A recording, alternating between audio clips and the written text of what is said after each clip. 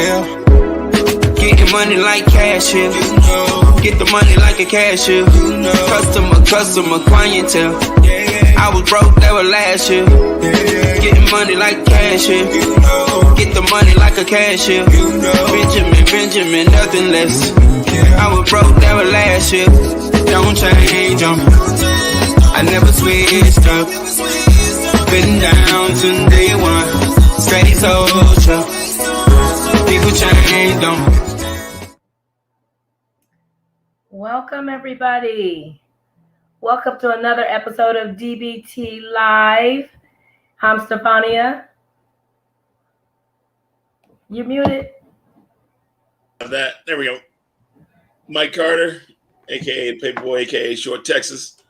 And we have, go ahead, brother. Brother Omar is also with us. He's in and out. But we have a guest this morning or this afternoon. Go ahead and introduce yourself, Principal Rahh. You're muted as well. Unmute yourself. Thank you. All right. Yes, I'm Principal Rahh. Many know me as the revolutionary principal out here in Compton, California. I had the luxury of opening up my own school out here in Watts. And just thanks for having me. I'm just excited to be here to just speak in regards of how we can revolutionize the educational experience for our young people, not only out here in Compton and Watts, but ideally across the nation, so our young people can be liberated through liberation pedagogy. So I appreciate you guys for having me, and I'm excited to talk about education.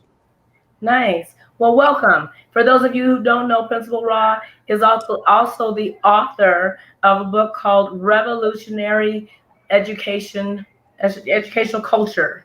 Did I say that right? Revolutionary School Culture. School Culture. Thank you. Yeah. Yes, thank you. And I have your book as well. And I started reading it. It's very good. Anybody who's an educator and wants to revolutionize the culture in their school, this is an excellent book. Tell us a little bit about it. No, absolutely. So this book was really birthed from my 33 years of experience as a Black man in America, off of my trials and tribulations, off of just finding myself, finding my identity, being the youngest of coming from a family of educators. I'm a youngest of a legendary educator by the name of Professor Amin Rahh, who helped build the Black Studies Department at Long Beach State. And but I was that one kid, Omar could tell, I was that one kid that didn't see the relevance in school. I found myself now being a lead educator of an institution to help connect the dots for young people that I wish I had when I was in school. So my whole mission was to create a school I wish I had, a school that provided relevance, a school that provided financial literacy, a school that provided students with the resources to be equipped to be not only great citizens, but to also be equipped to pay it back to the community in which they came from. So revolutionary school culture are 6 principles that any educator or any school leader can apply to their school, that is really universal practices to help liberate young people. And I pay homage to one of my favorite books. So it says Revolutionary School Culture, the 6 principles of unlocking your school's hidden treasure. And that hidden treasure ties back to one of my favorite books called The Alchemist. And if you're familiar with The Alchemist, it's the story of Santiago, who's trying to find his hidden treasure, his purpose in life. And that's really what we want for young people, is to find their dreams and be liberated by while doing so. So go ahead, Carter. No, and is this a charter school? This is a public school? This is a private school? Yeah, absolutely. So I'm one of 2 schools in the second largest district in the nation, which is Los Angeles Unified School District. So my school is a public school. We are LAUSD school. We're a local initiative school in regards of our community. So we're not a charter school. We're not a private school. We're not an independent charter. We're a district school. Okay. Brother, first of all, I'm extremely proud of you. I love you. And thank you for the work you've been doing. Hey, can you tell the people that's listening, you started the school and you had a unique approach to discipline, where other schools are struggling with SROs and things of this nature. Can you tell the audience how you dealt with discipline, and your goal was to keep students in school and not suspend them or expel them? Absolutely. So I'm an international trainer of trainers of restorative practices. I'm a trainer of trainers and I'm a certified trainer of trainers by IIRP, the International Institute of Restorative Practices. So when I founded my school, we founded on the principles of trauma informed practices and restorative practices with the idea and the philosophy that we focus on love and we build a community that is so great that when something happens, we're able to repair the harm within our school community. And we have alternatives to suspensions because the data is clear. The more students are away from the school environment, the more, if we broke it down like this, if we were family and I'm away from my family, that's, I'm a struggle because we all believe it takes a village to raise and educate young people. So if it takes a village, that means under our philosophy, we needed to create a really, really great village for our young people, and that was rooted in restorative practices. So we want to build an amazing community. We call our school the happiest place in Watts, like Disneyland, because we feel that if it's the happiest place and kids feel like they're loved, then they have an opportunity to have academic excellence. So we developed a house system. We changed the language of advisory to kinship. We focus on what we call VIPs. VIPs is very important pupils, and we create programs to support our young people. And it's led us to having a 0% suspension rate for over the 4 years. We have not suspended one kid. Just this year, our founding graduating class just graduated with a 100% graduation rate. Every single graduated. And within those seniors, which is critical, 65% were eligible to go to UCs and CSUs. So we do want to increase that number, but still 100% of Black boys graduated and 78% of my Black boys was eligible to go to UCs and CSU. So that was all rooted and attested to restorative practices and our approach to love and discipline on our campus. Nice. What does that look? What does that look like in practice? What would that look like to me as an outsider? What would be the difference between your school and another one down the street? What would that look like in practice?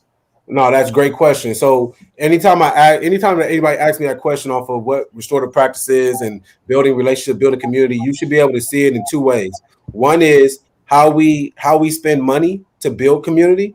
Two is how much time we spend on the community. So at our school, every Monday, if you came to visit our class, we have something that's called family. We changed, most schools will say, hey, we have a school-wide assembly every Monday. We actually say we have family. And that means our whole school comes together and it's all about breaking bread with our whole student body. They're doing chants. They're hearing me speak, or they may have a guest speaker come in and speak so we can build like this inspiration and self-efficacy. The data is clear across the nation, especially for secondary schools. Young children that once they get to high school, they lose a belief that they can actually have academic excellence when they enter secondary. Their self-efficacy plummets. So on Mondays, we have family. And you will hear young people on my campus, if you come on Monday morning, they'll be like, hey, we got family, because language matters, right? Step two is 5 days a week. Most schools and high schools and middle schools, they have homeroom or advisory where nothing is taking place for young people. It's just a place for them to hang out and time just goes by. Well, at our school, we strip that and we call it kinship. Why kinship? Is because if we have kinship, that means we have a connection. So if you're walking on our campus, you will hear a kid after lunch say, oh man, I got to get to kinship. Kinship is now a brotherhood and a sisterhood that's connected with their kinship teacher. And that kinship teacher is with them for 4 years. So you will see a deep relationship with the teacher and the student that's directed around kinship. After that, you will hear kids say, man, I got to get to my house. The house system is something that we created to build a sense of belonging. So kids all are randomly selected to go to a house. One house is, we have a house called the House of Hustle after Nipsey Hussle, which is the house of motivation. We have the house of advocacy.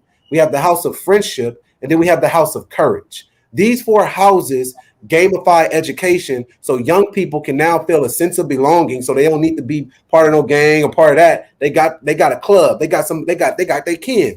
So you will hear all this language happen on campus. And then if you hear somebody arguing, you'll say, hey man, you will hear students say, hey, don't do that, man. You're gonna mess it up for our house. You're gonna mess it up for what we got going on.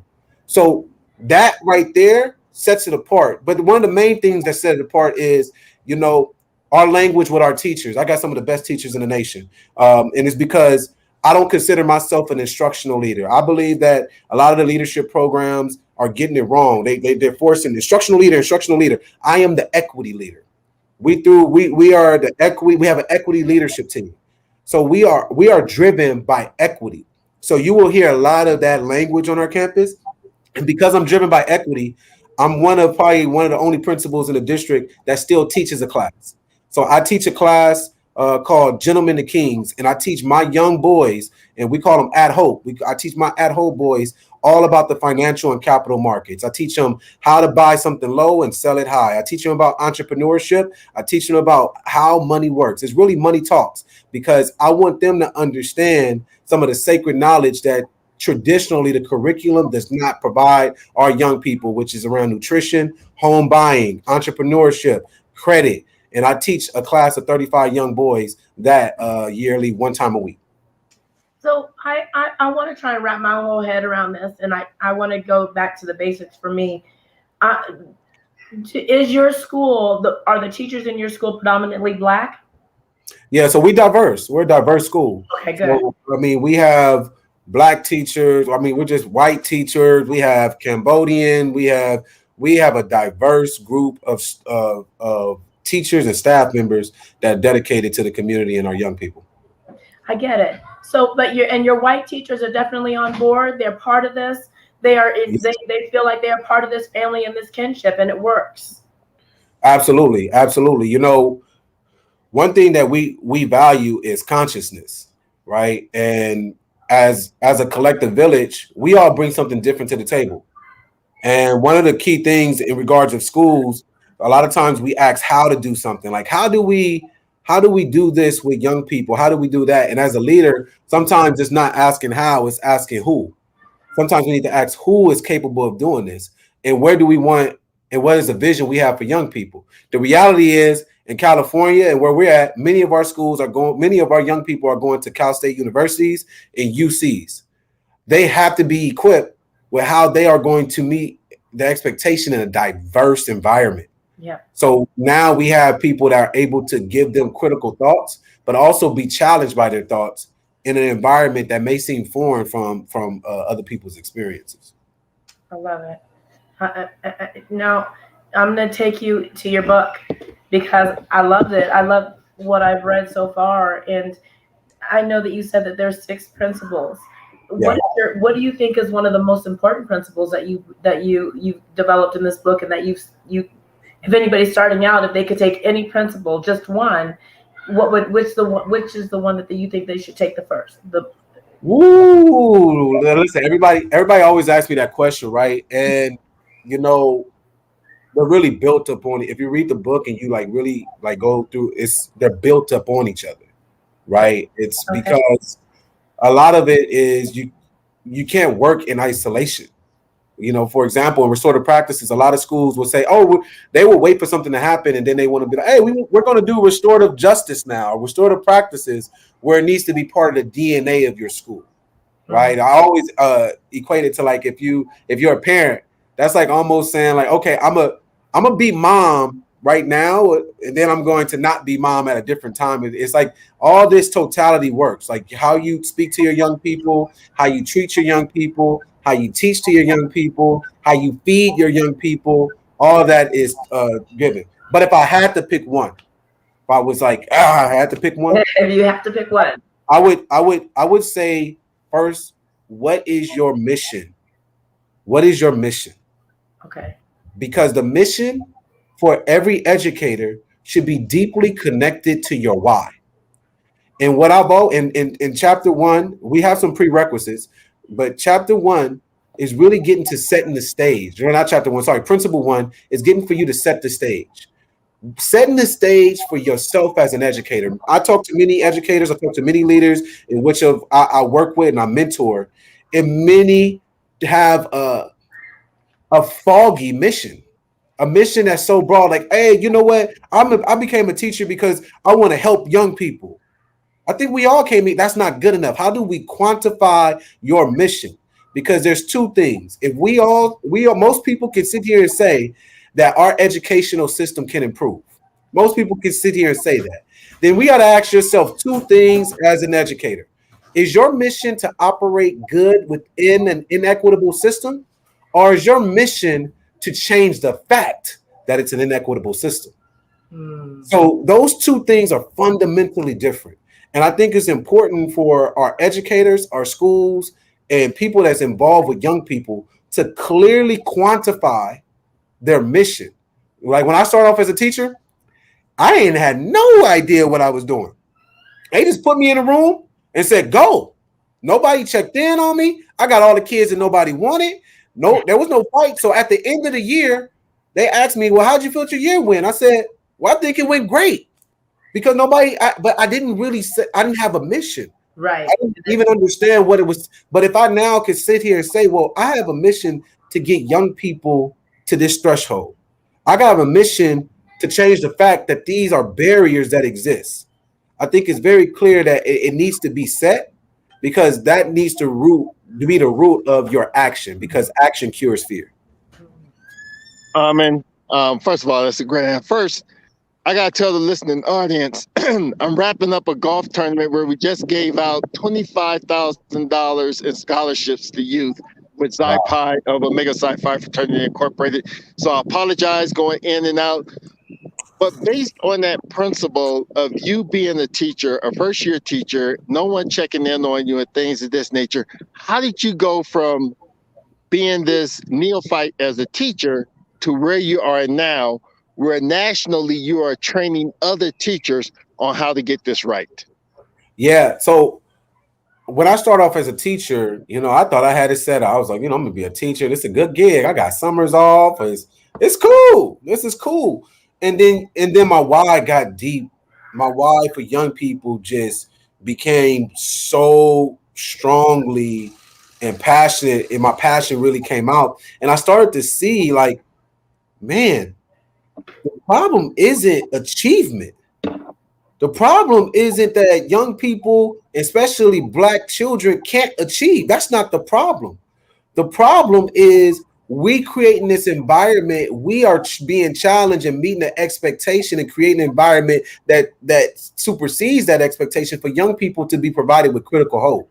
Because once young people are provided with critical hope, that's when the magic happens, right? And then I started to realize, man, like I started to see teachers and hear teachers in the lunchroom just feel defeated. I have noticed great teachers come in, and then by year 5, they lost critical hope.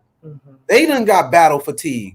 And then administrators are walking around with what I call problem paralysis. They don't even have the ability to solve the problems. They don't even know the problems exist. So that's when I realized that, oh man, I need to be a leader. I need to be a school leader because there's too many teachers working in isolation in their classroom bubble. And I was one of those teachers. I was like, as long as I'm doing my thing in the classroom, that's all that matters. Right. But then the young people left my classroom and they were met with judgment. They were met with discrimination. They were met with low expectations. And I realized, like, yo, I'm only meeting the needs of 35. What's happening to 100 or the 1,000 that's on this campus?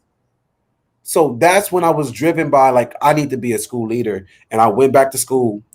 Then I started to see the things in my program. I mean, I love my program, but I was like, yo, they're not really, there was a disconnect between what I was getting from my program and what was happening in real life, right? And I said, oh man, there's a disconnect here that practitioners are experiencing. So that I always kept that with me. But I'm a teacher by heart. So I always told myself when I became a principal, I will always stay connected to the classroom on to teach a classroom. Yeah. So I became an assistant principal, and I always kept that with me. And it took a superintendent to see me as a young 29-year-old assistant principal and said, we believe that what you wrote about this new school is exactly what our district needs. And they awarded me being the founding principal to open up this school in the community, and the rest is history. Nice. What kind of, well, two questions. Where is the pushback, if there is any? And there's always pushback. And what kind of communication did you have with the community going far in the beginning? Were they open? I'm sure they were open to progress, but were they open to your progress? Yeah. So I'll be let's be keep it 100, right? So the good thing is I'm from the community, so a lot of people from the community always was already invested in me, right? So there is value when you are from the community and your family is from the community, right? So that was already working in my favor. There was organizations that was against the school opening because of politics and because of money, right? That's the game. Yeah. Who's getting the money? Who's getting the ADA? That's that. Second is your young black male principal. You were awarded an opportunity in the second largest district to open your own school. I'm unapologetic of who I am, right? And that comes and that rubs some people the wrong way, and I wasn't trying to hide or be more palatable for somebody's own expectation or their own way of being like, oh, this is cool. No, I'm coming and I'm serving my community and young people. So there were people who didn't like the way they were too busy on trying to gauge and judge the messenger and not listening to the message. Right. So I know I'm sitting here with an I Am the Revolution shirt and a Compton hat. I'm not naive to the fact that there's people that do not like that a principal is sitting here speaking the way I speak. However, I'm speaking truth to power for that one kid that see themselves in me. Yeah. That say, man, I could be a principal one day. Yes. Man, I can have swag. And I can speak. You can be you. Yeah. It comes with resistance. So how did I overcome it? Man, my family first, my wife, my father, my brother, like just having people. Every mentor needs a mentor. Every counselor needs a counselor. Every therapist needs a therapist, right? So I leaned and I spoke to those who can give me the power to continue on, because you do get battle fatigue. You put blood, sweat, and tears in it, and you're fighting against the existing reality, and that's tough. Second is, I'm strong. I am an ambitious leader, and I believe, and I'm confident, and I feel that I have the vision to put people in the right places. Going back to what I said, I don't ask how, I ask who. So when I was coming together, I'm building a village and an organizational culture that is not just me. We have a family and a village that's invested in the school. So I reached out to all the nonprofits that love me. Nonprofit organizations from the community got their backing. They're partners with the school. They helped launch the school. When we was doing pizza and pupusas, meet the principal. We had the people from the community cooking the pupusas. We ain't trying to do no. You want to get the money. When we did waffles for the parents, we had chicken and waffles. My mom was there. We had the nonprofits that was there. It's a community. Because I believe that if we want to really have a community school, the school must center the community. So when they felt that the authentic relationship was there, it didn't matter what organizations felt about me. It didn't matter what that one parent wanted to judge me, saying you need to be in a 3-piece suit every day. It didn't matter what all of us was. It was the community at its whole believed in me and believed in the mission that we were on, and that's all that mattered. And what are the grades of your school? What 9 through 12, high school. 12. Yep. And graduation percentage is what again? 100%. This is our first year, 100% graduation rate. And our 11th graders, for those who are, because people are always a pandemic. For just 11th grade is going into the senior year right now, they're at 87%. And we have 5%. That's one class that need to retake, and then we have the rest. That's 2 classes away. So we plan on trying to get back-to-back 100% graduation. All right, I love it. Hey, Armand, when people began to be critical of urban public schools and began to just say, "Hey, I want my kid to go to a private school. I want my kid to go to." Somewhere else, but I don't want them to go to the school in my neighborhood. Your school sit right outside of Watts on the border of Compton. How do you convince people or parents that this is a place where your child can succeed? Yeah, it's about them coming to campus, feeling, talking to our young people, talking to our parents, seeing that we got students that were accepted to four-year universities, but better than that, we got students that's going straight into real estate right after high school, that's going into like industry. Mhm. It is. I would be here, and I would. It's hard. It's hard because the perception is outside the community is better. The perception is, these are better opportunities, and for the most part, that has been the case, right? It's been the case for historically in our community that you must leave with the influx of how magnet schools are created in districts for busing, like that whole structure is structured for young people to have opportunities outside their community, and what that always leads to is the community being stripped of its resources and taken away. So fundamentally, I am always about don't move, improve. you know, don't. So if we're doing that, we are trying to equip culture in our school. We're trying to equip them with history. Like I always say this quote: Marcus Garvey said, "A kid that does not know their history is like a tree with no roots." So a lot of times parents will go and experience what's happening now. It's a great question. Parents will leave. They'll go and experience a private school or a school outside the community, and kids will come back to our school because of the uniqueness of everybody feeling like somebody. Yeah. The culture, just like you said. The culture. So that's where we're at. We're only in year 4 of our school. So we're still building our AP program. We're nowhere near where we're going to be. But one thing we have is a love like no other. That's good. And that is something that, I believe love conquers all. Talk to us about. Oh, go ahead, Carter. I was going to say you built it from the ground up. When you were hiring those teachers, because you're laying this foundation, when you were hiring those teachers, like what were you looking for? Go ahead. Absolutely. So it's 3 things I always look for when I'm looking for anybody that's going to join the team. The first one is humility. It's like how humble are you? And our interview style is we're trying to get to know the person. We believe that people drive excellence. So first is how humble are you? Yeah, you know your math. That's good. You should know your math. You got 14 degrees in math, right? Like, all right, it's cool. You know your English. Well, we know you should come in and know your English. But do you love kids? Right. Do you still dream? Because all our educators need to have the ability to dream. Once you lose your dream, how can you inspire young people to dream? Right? We want our young people to dream because when they dream, now they can start having purpose. And when they have purpose, if they can see it, that provides them hope. So our teachers, we're asking, what was the last dream you had? What are you working on? Are you reaching your dreams? What are you constantly trying to grow to? Right? But are you humble enough to know that you don't know it all to continually grow towards your dream? That's big because that tells me that we can work together.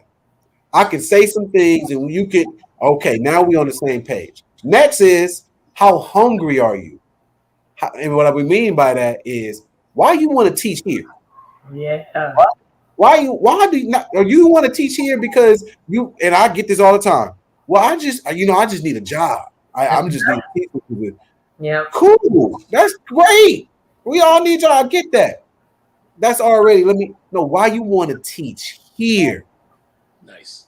You got to be driven by something because this work is hard. I got 3 kids that's from rival hoods. You got to want to be here. Yeah. Right? So that hunger has to be for young people, and that hunger has to be for how you want to continually grow in your content. Because listen, I don't got all them degrees in math.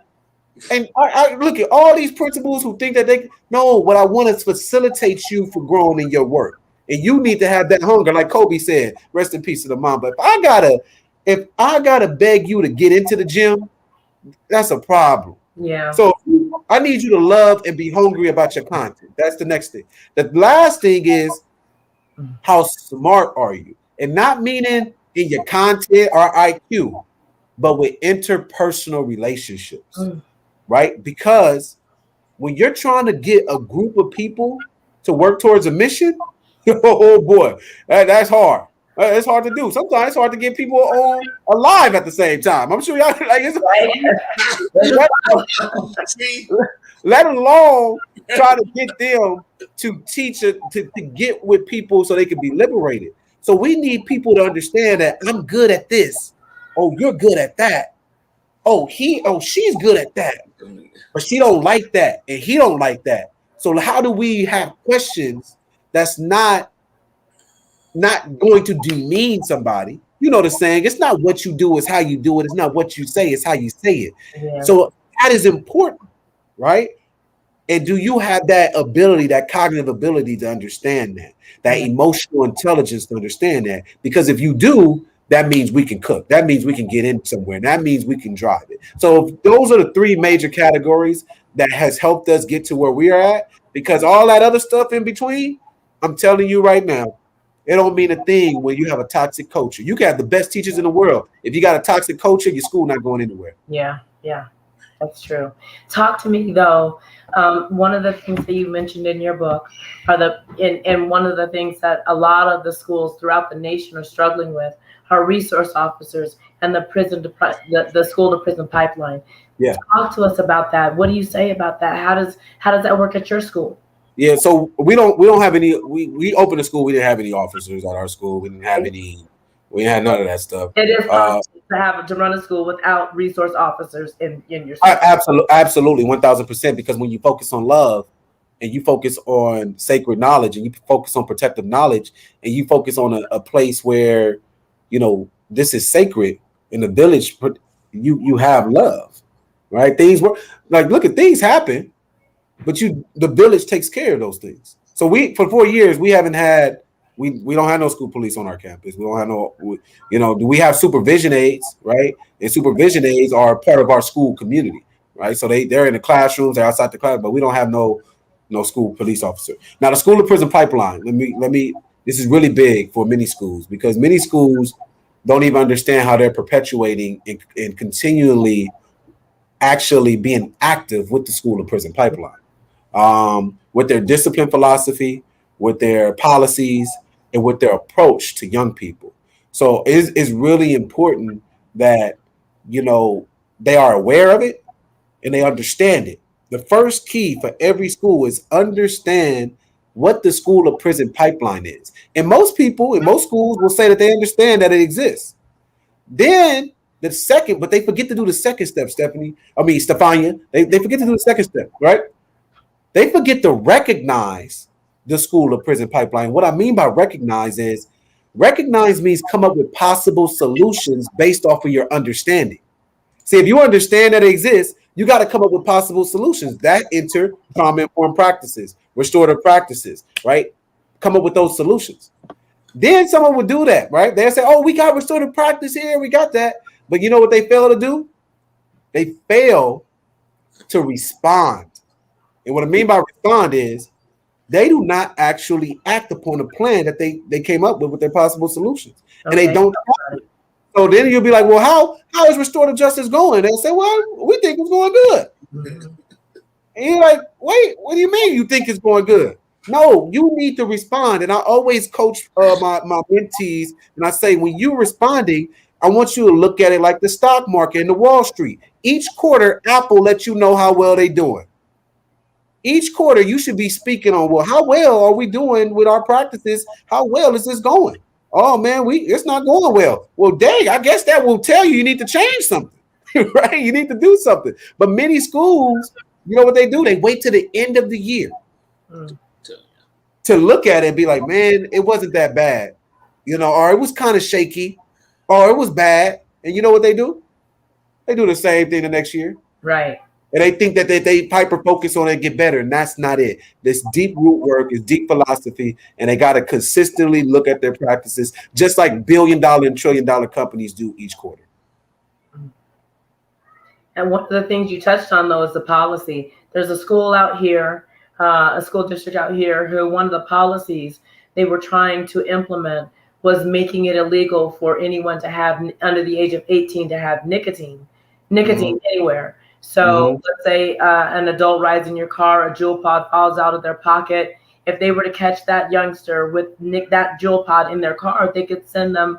They can implement that prison pipeline right there. So we fought hard to make sure that the policy in the beginning didn't even come into effect.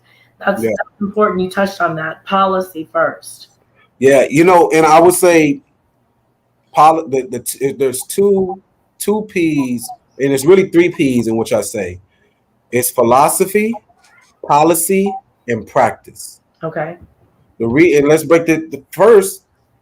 There are schools, and I got to be honest, I work with. They have a policy, but they don't have a philosophy, right? And let me explain why this is important. They will have a policy that we do X, Y, and Z for young people, but you have the people in the building that has a counter philosophy. They still believe in the traditional way. So what manifests is that traditional way, although you have a policy. It's like, for example, if the gatekeeper of the policy doesn't believe in the policy, who's holding the people accountable? So, and that's where a lot of the policy work is cool. But if the gatekeeper doesn't actually abide by the policy, and we've seen this, come on now, we all can see that policies, right, sometimes don't matter if the gatekeeper do not care about that policy. Yeah. And then you ask yourself, well, who is this policy for? There it is. Who is this policy for then? And a lot of times the gatekeeper will say, well, this policy is to get the parents off me, to get them advocates off me. We made the policy, but we're going to continue to do the same thing. So that's why I say philosophy work and policy work has to go hand in hand, because I have seen schools with policy but harmful philosophy.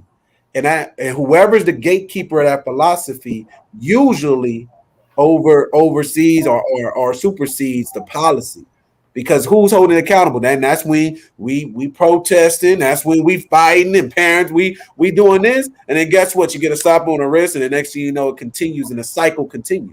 So now it's philosophy. We actually believe in this.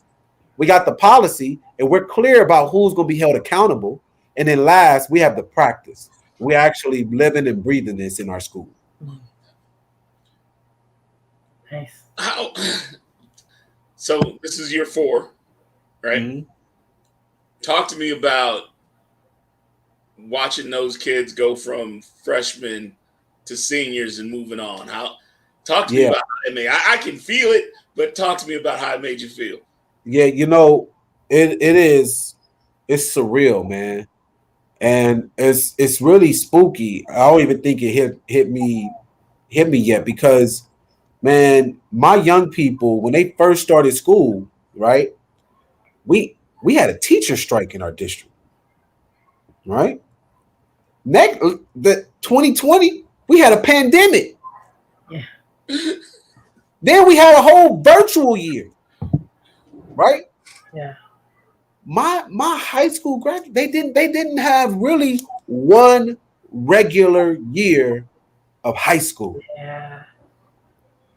And I feel that, man, because I know how special high school is for just your life. You know what I mean? Good, bad, or ugly, like it's a special moment, and they didn't experience it right. And although it's glamour, and as a principal and our teachers, we can say that we've got through the belly of the beast.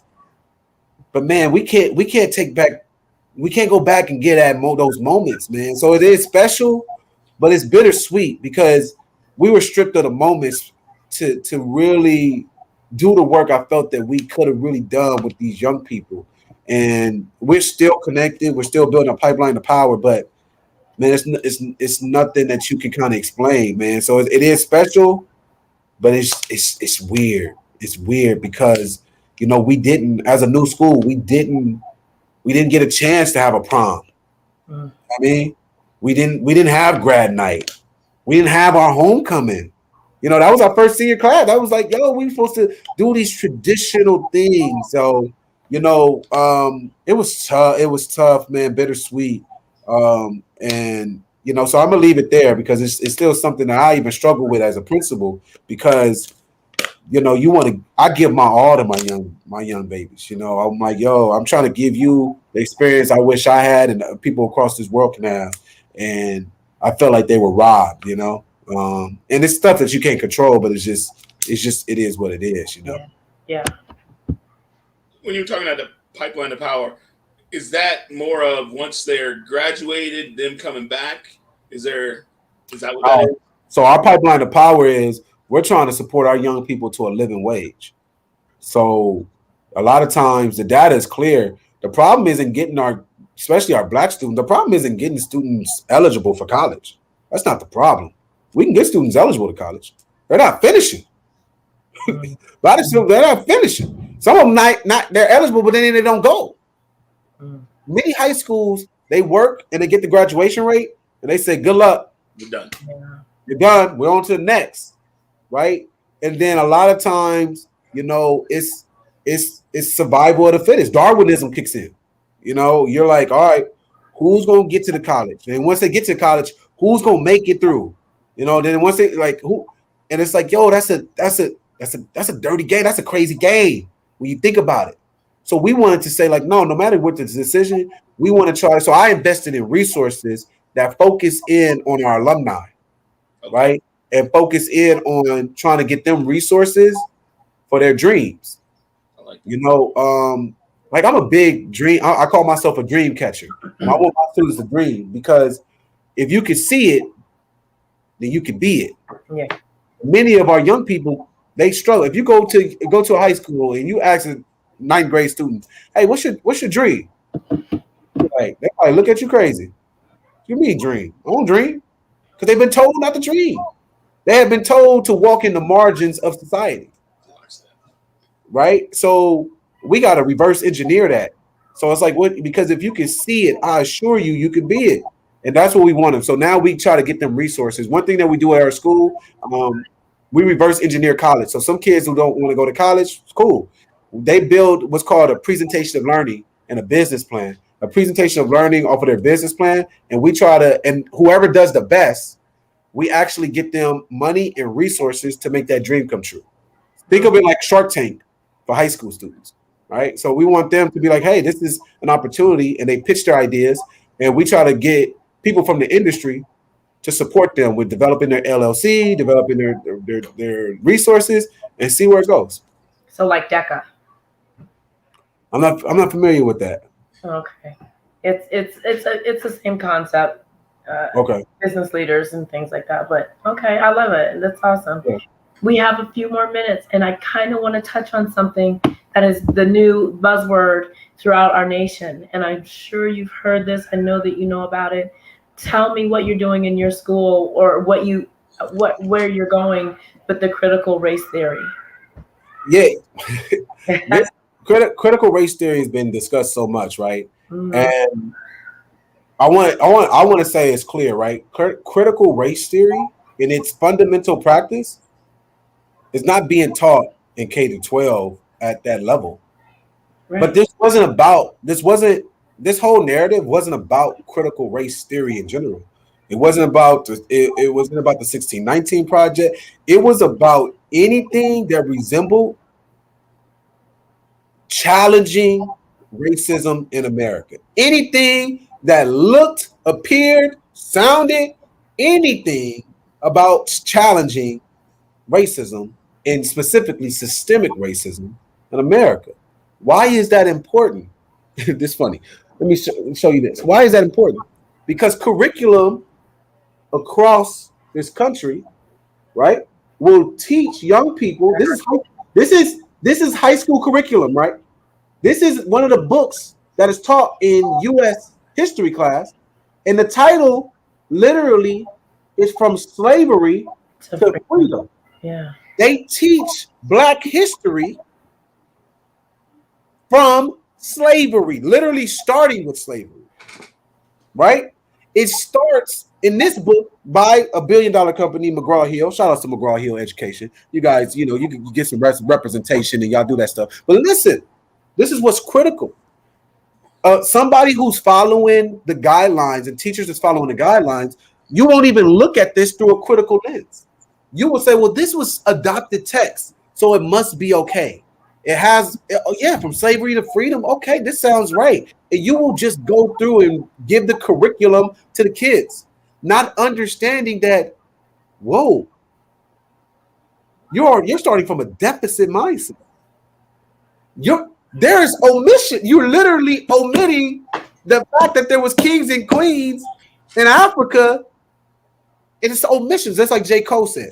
One thing about the men that's controlling the pen that write history, they always seem to white out their sins. Right?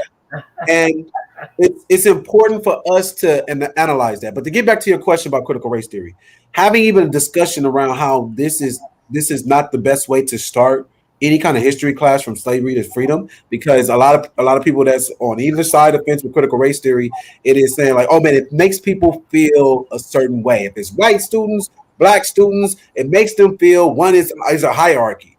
Well, you're not you're telling me, right? This is what you gotta go through, right? You're going through and you're not talking about anything. You have 12 chapters of reinforcing inferior practices on young people. Right. And I think what it means is this big narrative is about now you have people, it's like you say anything around inequity. Oh my God, that's critical race theory. What? You say anything about, man, these are some harmful. Oh my God, that's critical race theory. No. So I would say this. There is not, from my understanding, and I've been doing this nationally, K through 12, they're not doing no CRT workshops. They're not doing, you don't see no bell hooks coming up in there. You know what I mean? You ain't seen none of that. You ain't seen none of that. You ain't seen none of that. Up in K through 12, you're not seeing Kimberly Crenshaw come in and do a CRT series with a K through 12 institution. Right. Not saying that you're opposed to it, but that says to you right now, the fundamental practice of this narrative was to stop the fact that people were teaching some of the inequities that exist and the barriers that were put in front of young people of color. All right. Well, we got about 7 minutes left, and we normally give a dope black thought, right, Omar? That's generally right. That's right. But tonight, we thought, what better way to do a dope black thought? Omar had a great idea. Go ahead, Omar. Well, is the surprise backstage? Yes. Why don't we let the surprise in to do the dope black thought? All right, here we go. Yes. Somebody What's up, Pop? enjoyed your show. It was excellent. And I'm just amazed at the growth and development of both my sons. And every parent wants their children to go further than them, not just monetarily, but with regards to their contribution to the betterment of society and to make the world better for those that come behind us. So Amen. In his, we know that education, the foundation of education is the home. Mm-hmm. And he's tried to transform his campus into a second home to facilitate shortcomings that some kids may have at home. They feel they can come to the school and it's like, that's where I'm gonna get my study and my homework help and that encouragement. And that's the love he's talking about. And the same thing with Omar, which we call him Kuruma, which means creativity. While he was at the university, he made students feel that they could come to him and open up. And he was always available to go the extra mile. So, this is I'm just glad to see them doing the things that they do. The book, Revolutionary Culture, Schools Culture, is profound. We're going to have him on my podcast Monday, discussing the things that you said, that y'all are discussing tonight. But secondly, I want to say that I'm an education. That's all I know. I never thought I would go to college. The first in my family to go to college, and to have 6 children with master's degrees. Awesome. 5 of them in education, 1 in community service as a custom agent, and he's probably the best math teacher out the family. But he wanted to be a policeman or service in that area, him and his wife. But education is our tool and our weapon that our parents should say they can't take from you. It's a tool to help you build your life. And it's a weapon to help you fight through life, obstacles and challenges that you face.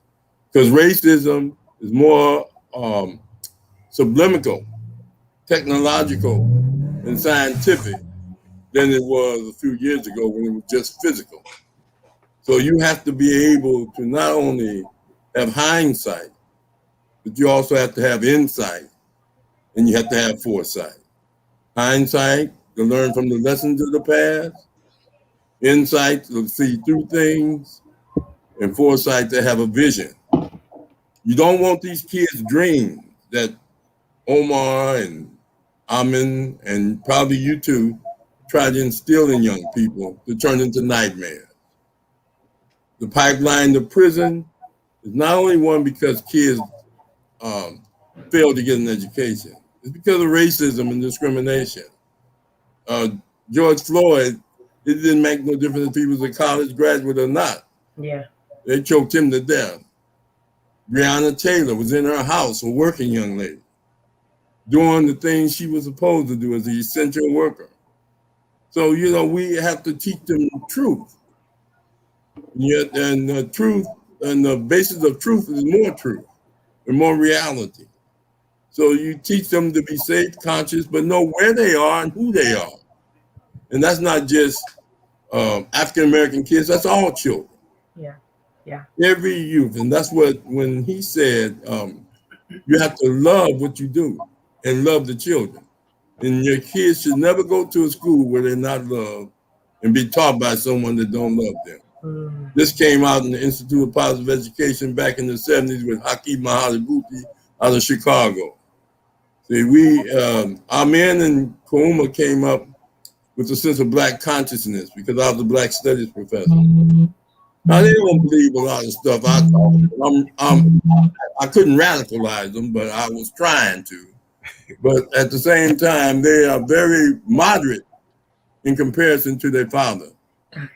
Because I come up in the College of Philosophy, we study all night, and we do our analysis, and we look at victories. And one thing he said, and Omar said, they're raising their children to see their home is sacred, and where they work, they turn into a sacred place. You understand? A place of peace. Could you imagine a kid coming to school because they feel safer at school than walking in the community? Yeah. I can't wait to get to school. I'm gonna get something to eat. I'm gonna get some place. Somebody that love and care. Ask me how I'm doing. Yeah. Ask me where I'm going.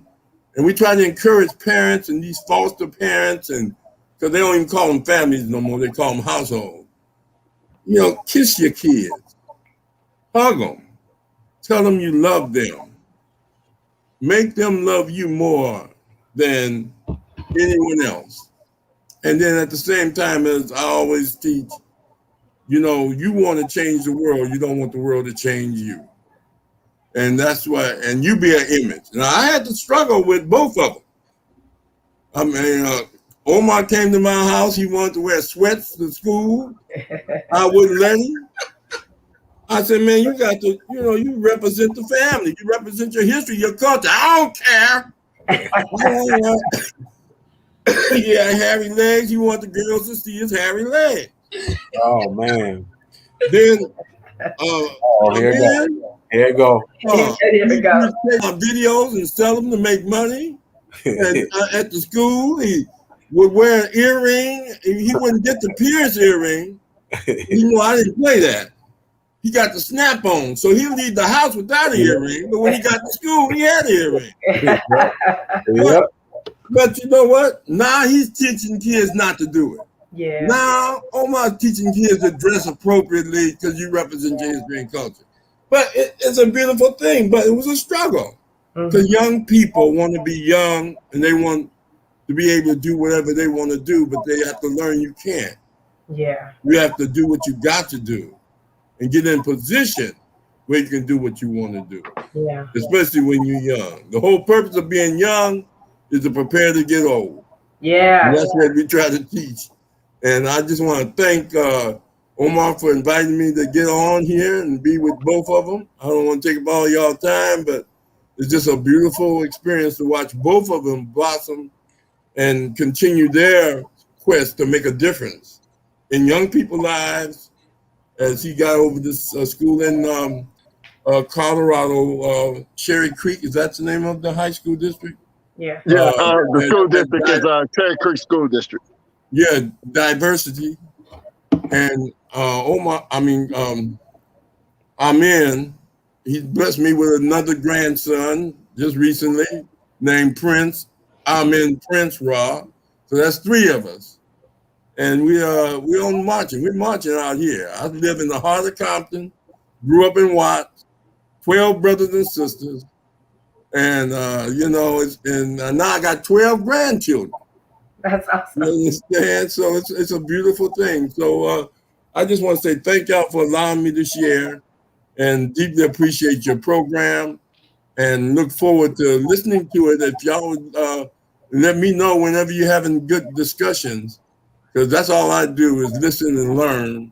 And I learned a lot this evening listening to Amen. And I just want to thank y'all for the beautiful questions you posed to me. Yeah. Well, welcome. We're happy to have you on the show. So thank you for coming on. You're welcome to come back on the show. We're live every Thursday and Saturday. And you had so many dope black thoughts in there. Yeah. You did one for everybody. I love it. That was awesome. You must be kind. That's great. Thank you. Welcome. Thank you for coming on. Amen. Wonderful having you.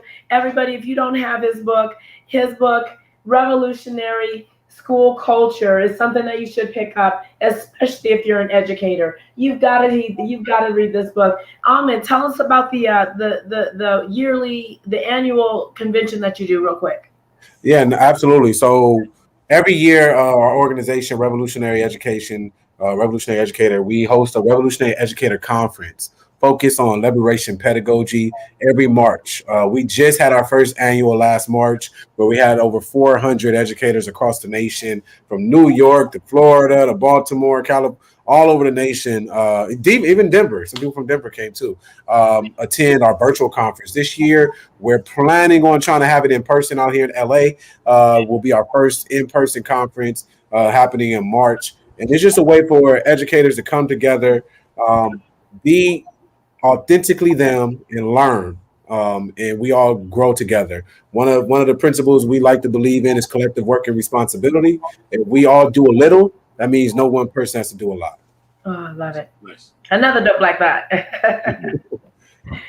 Anyway, we've come to the end of our show. So anybody would have anything else to say? Carter, Omar?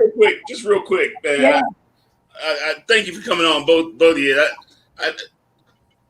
This is why I hate having conversations with Omar. He always motivates me and makes me think I need to be doing more. So now there's 3 of y'all on the screen. Thank you guys for coming on. Hey, it was a pleasure being on here. I think this is the first time all 3 of us have been on the show together. So it's good to see you, Pops. Love you. Good to see you, Amin. Love you. And yes, I'll catch up with y'all offline. But thank you for hopping on. All right. Well, everybody, stay safe out there. Have a wonderful weekend. Thanks for tuning in. And this is DBT out. Do we have the music?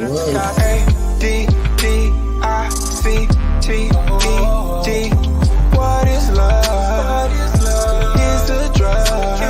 Let it rotate, just to get back in it. Calling me an Uber just to get back in it. Hit the cash out like fake, I spend it. it work the way I don't get it. Divide and gravitate.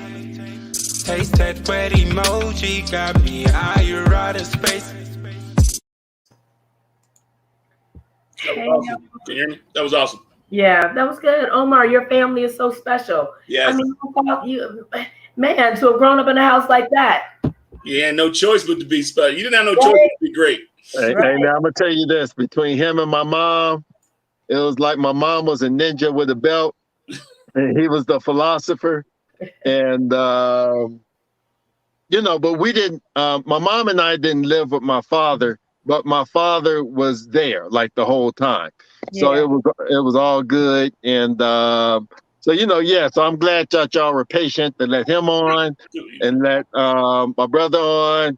And I hope the audience thought I couldn't see comments, so I hope the audience liked it as well. Yeah, that was good. That was a great show. I'm sorry that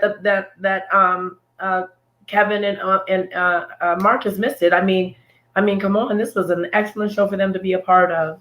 But it was a good show. This is one of our better shows. Well, hey, I think when we plan ahead, there's always a better show. Let me say it that way. Yeah. We got. Yeah, I'm sorry. We got. I'm like, man. I'm gonna tell you right now. I'm trying to hit golf balls in this tournament, and so we finished. And I'm like, okay, but the rain stopped us for about 20 minutes, and that messed up the whole flow. We get it. Hey, you did it though. Nah, that was great. That was great. Yeah. Hey, Omar, can I get with you later on this evening? A 10-minute phone call, if that. 10 minutes. Yeah. I'm gonna be driving back from here to Aurora because so if you give me a call if it's not too late, because I'm about to walk into the scholarship ceremony now. Okay. Anytime after 9 will be good. Okay, I'll hit you up at 9. All right, sounds good. Congratulations on the scholarship. Hey, no, to them kids. Y'all take care. Yeah, you too. Bye. Bye. Carter.